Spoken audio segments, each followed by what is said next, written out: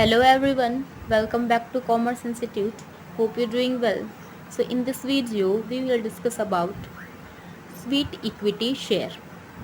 This topic is related to your BCom and MCom syllabus and UGC and NET JRF syllabus as well.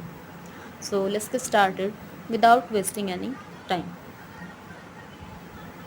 कहते it means equity share which are issued by the company to employees or director at a discount to over the consideration other than cash for providing know-how or making available rights in the nature of intellectual property rights.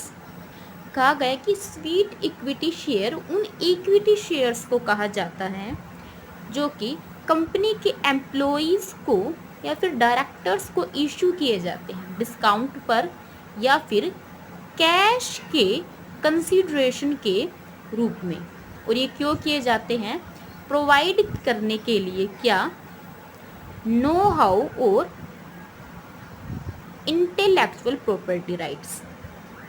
In short, sweet equity shares उन equity shares को कहा जाता है जो कि एक company के employees और डायरेक्टर्स को टेक्निकल नो हाउ या फिर इंटेलेक्चुअल प्रॉपर्टी राइट्स को प्रोवाइड कराने के कंसीडरेशन के रूप में दिए जाते हैं।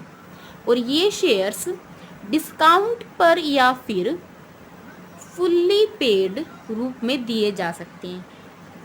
जैसे अगर कोई शेयर्स की वैल्यू 1000 पर शेयर है तो डिस्काउंट पर यानी कि 500 पर उस शेयर को इशू किया जाता है as a sweet equity share.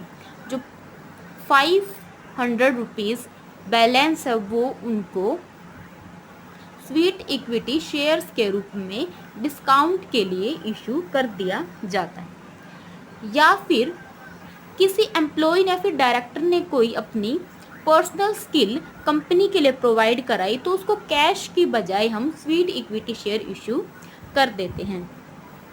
So this is the meaning of sweet equity share.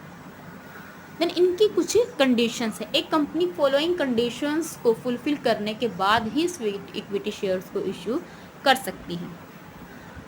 It is authorised by special resolution pass by company in general meeting. कि स्वीट इक्विटी शेयर्स को issue करने के लिए company को क्या करना होगा? किसी जनरल मीटिंग के अंदर स्पेशल रेजोल्यूशन पास करना होगा। स्पेशल रेजोल्यूशन मतलब 75% अगर मेंबर रेडी होंगे स्वीट इक्विटी शेयर्स को इशू करने के लिए, उसी कंडीशन के अंदर इन शेयर्स को इशू किया जा सकता है।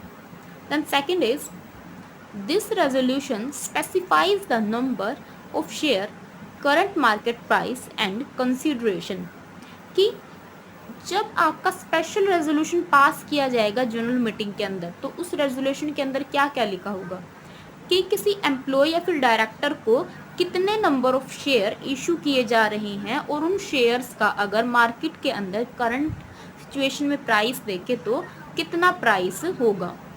और जिस एम्प्लॉय और डायरेक्टर को ये शेयर इशू किए जा रहे हैं उसको किस कंसीडरेशन के बदले में, यानी कि उस पर्सन ने क्या सर्विस कंपनी को प्रोवाइड कराई है जिसके बदले में हम उनको ये शेयर इशू कर रहे हैं। ये सभी चीज़ें आपके रेजोल्यूशन के अंदर मेंशन होनी चाहिए।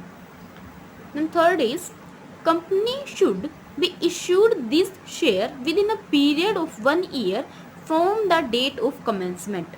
कि कंपनी जब अपना बिजनेस स्टार्ट करती है तो कमेंसमेंट के 1 साल के अंदर ही हमें इन शेयर को इशू करना होगा। ऐसा नहीं कि कोई कंपनी 10 साल के बाद स्वीट इक्विटी शेयर इशू कर रही है। कंपनी को कमेंसमेंट के 1 साल के अंदर ही स्वीट इक्विटी शेयर को इशू करना होगा। Then if share are listed then issued according to SEBI regulation.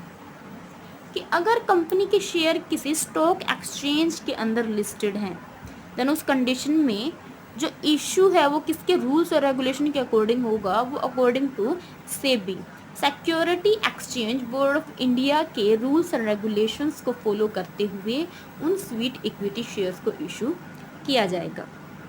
So this is all about topic of sweet equity share. and I hope this is clear. If you have any query about this topic, you can ask down below in the comment section, and don't forget to hit the bell icon so you will have all the notification from Commerce Institute. Thank you for watching the video.